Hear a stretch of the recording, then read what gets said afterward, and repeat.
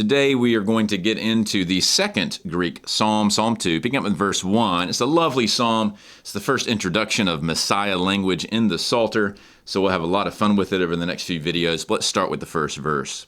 Hinate efruaxen ethne, kai laoi emeletesan kena. Notice it's a question mark there at the end. Let's start with this opening conjunction here. The hinati might strike you as a bit unusual because you're used to having hina here introduce some sort of subordinate clause that's a so that or an order that. But when you put it together with the neuter nominative form of the interrogative tis, it means something like why or for what reason. And that's a very good translation of the underlying Hebrew lama, which kind of has the same basic component. So why? And then the verb here is efruaxan, which is from fruaso. You'll notice that the double sigma here has essentially undergone a slight little tweak here to become almost a square, a stop situation. So this is a sigma under the hood. You'll see an an ending and an e on the front end. This tells you this is a third plural aorist active indicative. And this word is a little bit tricky to translate. It means something like to be furious, to be insolent, to pitch a fit, something like that. And who's doing it? It's the ethne. This is the plural form of ethnos, the nations. And so the nations are pitching a fit.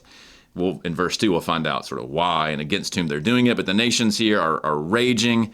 And then you'll notice a nice parallel phrasing here. With the kai, you have the laioi are verbing as well. But you'll notice that the subject goes from being in last position to now being in first position.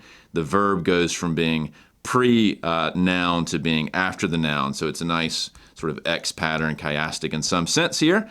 And it's the laoi here, which would be the peoples. And what are they doing? They're melitaoing. And that is a verb for to deliberate, to meditate upon. Notice it has an SA ending, just like up here, excluding the square stops. You see an epsilon on the front end. So this is also a third plural aorist active indicative. So why have the nations raged and now the peoples are deliberating or plotting kena, which is the plural of kenas. This means empty, foolish, or vain, something like that. So they are deliberating vain or foolish things. And then again, we'll find out in verse 2 what further is going on. But let's talk about the superscript here. You may be familiar that some of the Psalms have superscripts. That's the little introductory remarks about, it's to David or what have you, while he was doing X, Y, and Z. And you may know that these, generally speaking, start in Psalm 3. They don't apply to every Psalm, but at least in the Masoretic, the Old Greek, most manuscripts, the Vulgate, and your English Bible, you're not going to see any kind of superscript.